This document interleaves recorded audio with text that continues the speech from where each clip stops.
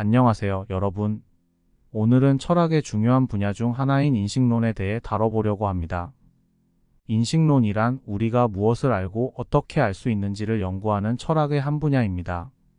말하자면 지식에 대해 깊이 고민하는 학문이죠. 여러분은 우리가 아는 것들은 얼마나 믿을 만할까? 우리가 알고 있다고 믿는 것들이 진짜로 사실일까? 라는 질문을 한 적이 있나요? 이런 질문이 바로 인식론의 핵심입니다. 인식론은 우리가 세상을 이해하고 지식을 얻는 방법을 탐구하며 진리란 무엇인가? 라는 근본적인 질문을 다룹니다. 오늘 이 강의에서는 인식론이 어떻게 시작되었는지, 주요 인식론자들은 누구인지, 그리고 인식론이 우리의 삶에 어떻게 기여하고 있는지 살펴볼 예정입니다. 철학이 처음이라도 걱정하지 마세요. 쉽게 설명할 테니 따라와 주세요. 그럼 시작해 볼까요? 인식론의 탄생 배경. 인식론은 우리가 어떻게 아는지, 무엇을 알고 있는지를 탐구하는 철학의 한 분야로 그 뿌리는 고대 그리스 철학에서 시작됩니다. 그리스 철학자들은 인간의 인식과 지식의 본질에 대해 깊이 고민했습니다. 이 시기의 철학자들은 자신들의 세계관과 지식에 대한 이해를 발전시키기 위해 많은 노력을 기울였죠.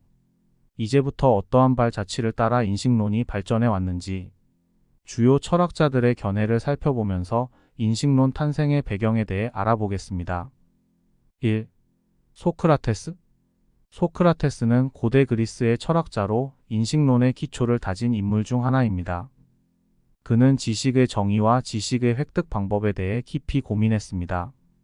주요 사상 소크라테스는 지식의 무지를 강조했습니다. 그는 모든 지식의 출발점은 자신의 무지를 인식하는 것이라고 주장했습니다. 이를 통해 진리에 가까워질 수 있다고 믿었죠. 그의 소크라테스적 방법은 질문과 대답을 통해 진리를 추구하는 방식으로 오늘날에도 논리적 탐구와 토론의 기초가 되고 있습니다. 인식론에 관한 명언, 나는 내가 아무것도 모른다는 것을 안다는 그의 명언은 지식에 대한 겸손과 탐구의 중요성을 나타냅니다. A. 플라톤. 플라톤은 소크라테스의 제자로 그의 철학적 사상을 발전시켰습니다. 그는 이데아론으로 유명하며 지식의 본질에 대한 독창적인 이론을 제시했습니다. 주요 사상으로는 플라톤은 물질 세계가 이데아 즉 이상적 형태의 그림자에 불과하다고 보았습니다. 그는 진정한 지식은 이데아의 세계에 존재하며 우리가 경험하는 세계는 이데아의 불완전한 복제에 불과하다고 주장했습니다. 그의 이론은 철학적 추상화와 이상적 세계의 개념을 중심으로 발전했습니다. 중요한 저서 국가와 파이돈에서는 정의와 영혼의 본질에 대한 깊이 있는 논의가 담겨 있습니다. 3. 아리스토텔레스. 아리스토텔레스는 플라톤의 제자였으나 그의 스승과는 다른 견해를 가졌습니다. 그는 경험주의와 논리학에 기초한 인식론을 발전시켰습니다. 주요 사상 아리스토텔레스는 형상과 진료라는 개념을 도입하여 지식의 본질을 설명했습니다. 그는 지식이 경험과 관찰을 통해 얻어진다고 보았으며 물질 세계와 개체의 본질을 이해하려고 했습니다. 그는 또한 3단 논법을 발전시켜 논리적 추론의 기초를 마련했습니다. 중요한 저서인 형이상학과 니코마코스 윤리학에서는 지식의 기초와 도덕적 행동에 대한 깊이 있는 탐구가 이루어졌습니다. 4. 르네 데카르트. 근대 철학의 아버지로 불리는 데카르트는 의심의 철학과 자기 인식을 통한 지식의 기초를 세웠습니다. 주요 사상 데카르트는 나는 생각한다, 고로 존재한다라는 명제로 알려져 있습니다. 그는 모든 것을 의심하고 자기 인식만이 확실한 지식의 출발점이라고 보았습니다. 그는 합리적 사고를 통해 지식을 확립하려고 했습니다. 중요한 저서인 성찰에서는 지식의 기초를 찾기 위해 모든 것을 의심하는 과정을 다루었습니다. 5. 존 로크. 로크는 경험주의의 주요 인물로 지식의 기원과 본질에 대한 이론을 제시했습니다. 주요 사상 로크는 팩지설을 주장하며 인간의 마음이 태어날 때는 빈 상태와 같고 경험을 통해 지식이 형성된다고 보았습니다. 그는 지식을 감각 경험과 반성적 경험을 통해 얻는다고 주장했습니다. 그의 저서 인간 이해에 관한 에세이에서 그는 지식의 기원과 본질에 대한 논의를 심도 있게 다루었습니다. 6. 데이비드 휴me. 휴문 경험주의를 더욱 발전시킨 철학자로 지식의 한계와 인과관계에 대한 비판적 접근을 시도했습니다. 주요 사상으로는 휴문 지식이 감각적 경험에 기초한다고 주장했습니다. 그는 인과관계에 대한 개념이 경험에 의존하며 실제로 인과관계는 경험의 반복적 패턴에 불과하다고 봤습니다. 그는 심리적 인식의 한계를 지적하며 인간 인식의 불완전성을 강조했습니다. 중요한 저서 인간 본성에 관한 논문과 자연, 종교에 관한 논문에서 그의 철학적 사상과 비판적 분석이 담겨 있습니다. 7. 임마누엘 칸트. 칸트는 비판 철학을 통해 지식의 기초와 범위를 분석했습니다. 칸트는 지식이 경험과 이성의 상호작용에 의해 형성된다고 주장했습니다. 그는 선험적 범주를 통해 경험 이전의 지식 구조를 설명하며 지식이 우리가 경험을 통해 이해하는 방식에 의해 한계가 있다고 보았습니다. 그는 선험적 형식과 경험적 내용의 상호작용을 강조했습니다. 순수 이성 비판에서는 지식의 기초와 한계를 철저히 분석하였습니다. 이처럼 각 철학자는 자신만의 방식으로 지식의 본질과 기원에 대한 깊이 있는 탐구를 했습니다. 이들의 사상은 인식론의 발전에 큰 영향을 미쳤으며 오늘날에도 여전히 중요한 철학적 질문을 던지고 있습니다. 다음에는 인식론의 구체적인 설명과 예시를 통해 이들의 사상이 어떻게 현실에 적용될 수 있는지 살펴보겠습니다. 인식론의 구체적인 설명. 인식론은 우리가 무엇을 알고 어떻게 알고 있는지에 대한 철학적 탐구입니다. 이를 통해 지식의 본질, 기원, 범위, 그리고 신뢰성에 대해 깊이 있는 이해를 추구합니다. 인식론은 크게 두 가지 주요 질문을 다룹니다. 1. 지식의 본질은 무엇인가? 2. 우리가 어떻게 지식을 얻을 수 있는가? 이 두 가지 질문을 통해 인식론은 지식의 정의와 그것을 얻는 방법에 대한 다양한 이론을 제시합니다. 1. 지식의 본질. 지식의 본질에 대한 고전적인 정의는 정당화된 진리의 신념입니다. 이 정의는 다음 세 가지 요소를 포함합니다. 신념 빌리프 지식을 가지기 위해서는 어떤 것에 대해 믿어야 합니다. 진리 트루스 그 믿는 것이 실제로 진리여야 합니다. 정당화 저스티피케이션 그 믿음이 타당한 근거에 의해 정당화되어야 합니다. 예를 들어 이 사과는 빨갛다는 주장에 대해 우리가 알고 있다고 말하려면 그 사과가 실제로 빨갛고 우리는 그것을 관찰하거나 검증할 수 있어야 합니다. A. 지식의 기원. 지식의 기원에 대한 논의는 주로 두 가지 주요 이론으로 나뉩니다. 경험론 엠피러 시점 지식은 감각적 경험에 의해 얻어진다고 주장합니다. 경험론자들은 우리가 아는 것은 모두 우리가 감각을 통해 경험한 것이라고 믿습니다. 예를 들어 존 로크는 인간의 마음이 태어날 때는 빈 백지 상태이며 경험을 통해 지식이 형성된다고 보았습니다. 합리론 레셔널리즘 지식은 이성적 사고와 논리에 의해 얻어진다고 주장합니다. 합리론자들은 우리가 경험하지 않고도 이성적으로 알고 있는 것들이 있다고 믿습니다. 예를 들어 데카르트는 나는 생각한다, 고로 존재한다라는 명제를 통해 자기 인식을 지식의 기초로 삼았습니다. 3. 지식의 범위와 한계. 지식의 범위와 한계를 논의하는 것은 인식론의 중요한 부분입니다. 이는 우리가 어떤 지식에 접근할 수 있는지 그리고 그 지식이 얼마나 확실한지를 다룹니다. 합리적 회의론은 지식의 가능성에 대해 의심하는 시각입니다. 예를 들어 회의론자들은 우리가 외부 세계에 대한 지식을 가질 수 있는지에 대해 의문을 제기합니다. 나는 지금 꿈을 꾸고 있는 걸까? 라는 질문은 우리가 실제로 아는 것이 무엇인지에 대한 의심을 불러일으킵니다. 경험적 한계. 우리가 경험을 통해 얻는 지식에는 한계가 있습니다. 예를 들어 어떤 사람은 감각적으로 인식할 수 없는 초자연적인 현상에 대해서는 지식을 가질 수 없다고 주장할 수 있습니다. 구체적인 예시 1. 소크라테스의 지식 탐구. 소크라테스는 무지의 지혜를 강조하며 지식의 본질을 탐구했습니다. 예를 들어 그는 정의란 무엇인가? 라는 질문을 통해 정의의 본질을 깊이 파헤쳤습니다. 그의 방법은 질문을 통해 사람들의 생각을 명확히 하고 그들의 지식이 타당한지를 검증하는 것이었습니다. 소크라테스는 종종 사람들에게 자신이 아는 것보다 더 많은 것을 모른다는 사실을 인식하도록 도왔습니다. A. 플라톤의 이데아론. 플라톤은 이데아론을 통해 지식의 본질을 설명했습니다. 예를 들어 우리가 사물의 그림자를 보는 것은 그 사물의 완전한 형태가 아니라는 것을 깨달았습니다. 그는 이데아라는 완전하고 이상적인 형태가 실제 존재하며 우리가 경험하는 사물들은 그 이데아의 불완전한 복제에 불과하다고 주장했습니다. 예를 들어 원형의 완벽한 이데아가 존재하며 우리가 보는 원은 그 이데아의 불완전한 구현체일 뿐입니다. 3. 데카르트의 의심론. 데카르트는 모든 것을 의심하고 자신이 확실히 아는 것이 무엇인지 찾아가려고 했습니다. 그는 나는 생각한다, 고로 존재한다라는 명제를 통해 자신이 의심할 수 없는 유일한 확실한 지식은 자신의 존재라는 것을 발견했습니다. 예를 들어 그가 모든 외부 세계의 존재를 의심할 수 있어도 자신의 생각을 의심할 수 없다는 결론에 도달했습니다. 4. 존 로크의 백지설. 로크는 백지설을 주장하며 인간의 마음이 태어날 때는 빈 상태와 같다고 보았습니다.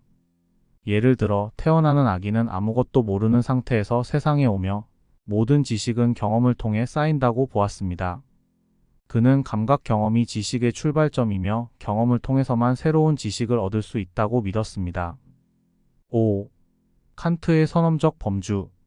칸트는 지식이 경험과 이성의 상호작용에 의해 형성된다고 주장했습니다. 예를 들어 우리는 세상을 경험적으로 인식하지만 우리의 이성적 범주에서는 시간, 공간이 없이는 그 경험을 이해할 수 없다고 보았습니다. 그는 선험적 범주가 경험을 가능하게 하는 구조적 틀이라고 주장했습니다. 이처럼 인식론은 지식의 본질과 기원, 범위에 대한 다양한 질문을 던지며 이를 통해 우리의 이해를 더욱 깊이 있게 만들어줍니다. 다양한 철학자들의 사상을 통해 인식론의 여러 측면을 탐구하는 것은 지식의 본질에 대한 깊은 통찰을 제공합니다. 인식론의 한계점. 1. 주관성과 객관성의 문제. 주관적 경험과 객관적 진리. 주관적인 경험과 객관적인 진리 사이의 간극은 인식론에서 중요한 논점입니다. 각 개인의 경험은 다를 수 있으며 이로 인해 진리가 어떻게 정의되고 접근될 수 있는지에 대한 문제가 발생합니다. 예를 들어 두 사람이 같은 사건을 보고도 서로 다른 해석을 내릴 수 있습니다. 이럴 때 객관적인 진리가 무엇인지 판별하기 어려울 수 있습니다. 예시 두 사람이 같은 영화 장면을 보았을 때 한 사람은 감동적이라고 느끼고 다른 사람은 지루하다고 느낄 수 있습니다. 이 경우 그 장면의 객관적인 진리가 무엇인지 판단하기 어렵습니다. A. 인식의 제한성. 지각과 인식의 한계. 인간의 지각은 제한적입니다. 우리의 감각기관은 모든 것을 인식할 수 없으며 뇌는 감각 정보를 해석하는 데 한계를 가지고 있습니다. 이러한 제한성 때문에 우리는 세계의 전체를 완전히 이해할 수 없습니다. 예를 들어 인간은 초음파나 적외선과 같은 특정 주파수의 파장을 인식할 수 없습니다. 이로 인해 우리는 그러한 파장에 의해 발생하는 현상들을 경험할 수 없으며 그에 대한 지식을 가질 수 없습니다. 3. 지식의 상대성. 문화적 및 개인적 차이. 지식은 문화적, 사회적, 개인적 배경에 따라 다르게 형성될 수 있습니다. 다양한 문화와 개인적 배경에서의 지식의 상대성은 지식의 객관적 기준을 설정하는 데 어려움을 줍니다. 예로는 한 문화에서는 특정한 음식이 맛있다고 여겨질 수 있지만 다른 문화에서는 그 음식이 이상하거나 불쾌하게 느껴질 수 있습니다.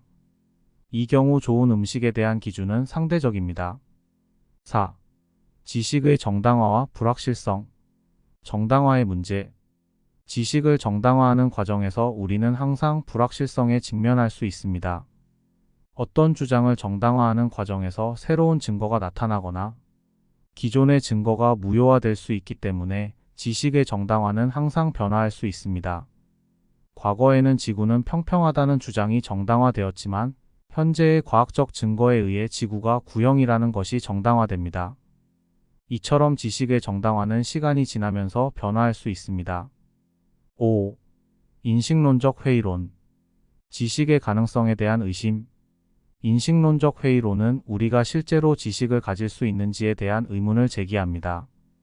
회의론자들은 우리의 감각과 인식이 신뢰할 수 없는 것일 수 있으며 따라서 우리가 진정으로 알고 있다고 할 수 있는 것이 거의 없다고 주장합니다. 뇌 속의 뇌를 가정하여 모든 우리의 경험이 사실이 아니라 우리가 단지 뇌에 의해 만들어진 환상에 불과하다고 주장할 수 있습니다. 이 경우 우리가 알고 있는 모든 것이 의심스러울 수 있습니다. 6. 인식론적 자아의 한계. 자아의 인식 문제. 자아가 자신을 인식하는 방식에도 한계가 있습니다. 우리는 자신의 감정, 동기, 생각을 완벽히 이해하거나 설명하기 어려운 경우가 많습니다. 이는 자아에 대한 이해가 불완전하다는 것을 의미합니다. 예를 들어 어떤 사람은 자신의 행동에 대한 동기를 명확히 설명하기 어려울 수 있으며, 이는 자아에 대한 지식이 항상 불완전하다는 것을 시사합니다. 7. 과학적 방법의 한계. 과학적 방법의 한계. 과학적 방법은 지식의 형성에 큰 역할을 하지만 모든 문제를 해결할 수 있는 것은 아닙니다. 특히 과학적 방법으로 접근하기 어려운 문제들도 있으며, 과학적 설명만으로는 지식의 모든 측면을 포괄할 수 없습니다. 윤리적, 미적 가치와 같은 문제는 과학적 방법으로 명확한 답을 내기 어려울 수 있습니다. 예를 들어 무엇이 도덕적으로 옳은가? 라는 질문은 과학적 증거보다는 철학적 논의와 주관적 판단이 중요한 문제입니다. 이러한 한계점들은 인식론의 연구와 적용에 있어서 복잡성과 도전 과제를 제시합니다. 그러나 이러한 문제들은 또한 인식론의 발전과 새로운 이론을 창출하는 데 중요한 역할을 합니다. 인식론을 통해 우리가 지식의 본질과 기원에 대해 계속해서 탐구하는 과정에서 이러한 한계점을 인식하고 극복하는 것이 중요합니다. 인식론의 사회공헌. 1. 교육과 학습 방법 개선. 비판적 사고와 문제 해결 능력 개발. 인식론은 학습과 교육의 기초가 되는 비판적 사고와 문제 해결 능력을 발전시키는 데 기여합니다. 학생들에게 지식의 본질과 정당화, 신뢰성에 대한 문제를 탐구하게 함으로써 그들의 비판적 사고 능력을 향상시킬 수 있습니다. 이는 학문적 탐구뿐만 아니라 일상적인 문제 해결에서도 중요한 역할을 합니다. 교육 과정에서 학생들에게 무엇이 지식인가? 와 같은 질문을 던지며 그들이 지식을 어떻게 획득하고 정당화하는지에 대한 이해를 돕습니다.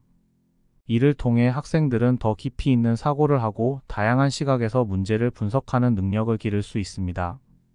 A. 과학적 탐구와 연구의 기반 제공. 과학적 방법론과 실험 설계. 공원 내용 인식론은 과학적 탐구와 연구 방법론의 기초를 마련합니다. 지식의 정당화, 경험적 검증, 이론의 확립 등은 모두 인식론적 논의에서 파생된 것입니다. 과학적 연구가 어떻게 진행되어야 하는지에 대한 기본적인 원칙과 기준을 제시합니다. 과학적 방법론은 가설 설정, 실험 설계, 데이터 분석 등에서 인식론적 원칙을 따릅니다. 예를 들어 경험적 검증을 통해 이론을 확인하거나 반박하는 과정은 인식론적 논의에 뿌리를 두고 있습니다. 3. 법과 윤리의 발전에 기여. 정의와 공정성의 기준 설정. 인식론은 법과 윤리 분야에서 정의와 공정성의 기준을 설정하는 데 기여합니다. 무엇이 정의로운 행위인지, 어떻게 법적 판단을 내릴 수 있는지에 대한 논의는 인식론적 사고에 기반합니다. 이는 사회의 윤리적 기준과 법적 제도를 발전시키는 데 중요한 역할을 합니다.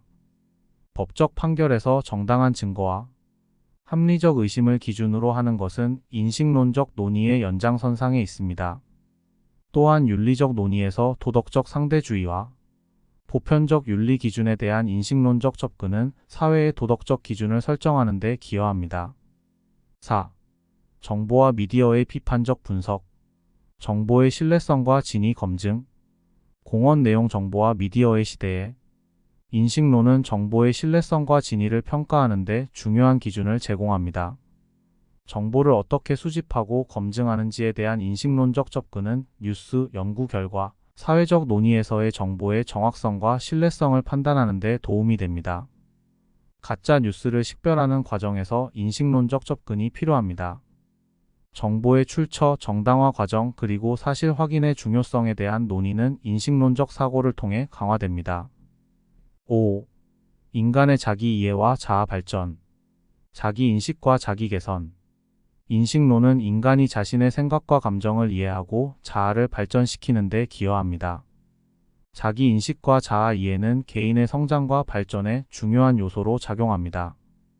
인식론적 논의는 자신이 어떻게 생각하고 느끼는지를 더 잘 이해하도록 도와줍니다.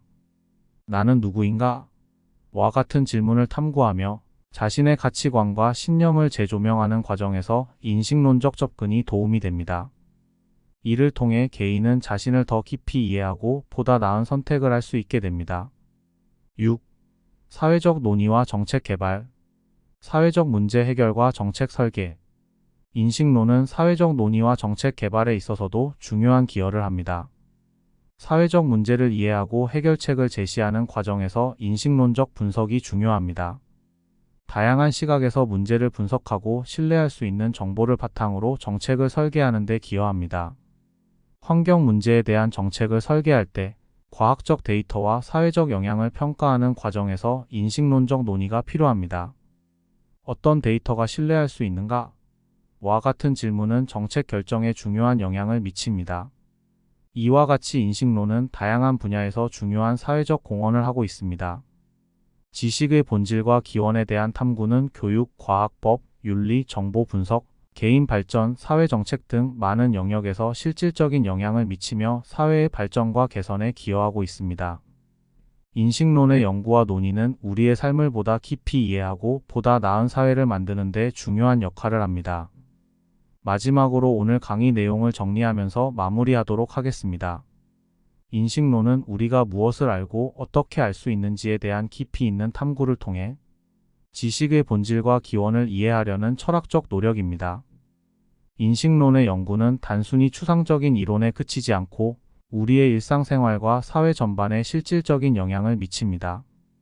인식론의 탄생 배경에서 우리는 인간이 지식에 대해 고민하기 시작한 역사적 순간들을 살펴보았습니다. 고대 그리스의 소크라테스와 플라톤을 시작으로 인식론은 지식의 본질을 탐구하며 계속해서 발전해왔습니다. 이 과정에서 인식론자들은 지식의 정당화, 진리, 그리고 경험과 이성의 역할에 대해 깊이 있는 논의를 펼쳤습니다. 주요 인물들을 살펴보면서 우리는 소크라테스, 플라톤, 데카르트, 로크, 칸트와 같은 위대한 철학자들이 인식론의 발전에 기여한 방식을 이해할 수 있었습니다. 각기 다른 시각에서 지식의 본질과 기원을 탐구한 이들 철학자들은 인식론의 풍부한 이론적 기초를 제공하였으며 그들의 사상은 오늘날에도 여전히 중요한 학문적 자산으로 여겨집니다. 인식론의 구체적인 설명과 예시를 통해 우리는 지식이 무엇인지, 어떻게 정당화되는지, 그리고 지식의 범위와 한계를 어떻게 이해할 수 있는지에 대해 논의했습니다. 소크라테스의 비판적 질문, 플라톤의 이데아론, 데카르트의 의심론 등은 지식의 탐구가 어떻게 이루어지는지에 대한 명확한 그림을 제공합니다. 인식론의 한계점에서는 주관성과 객관성, 지식의 상대성, 정당화의 문제 등 여러 한계점을 살펴보았습니다.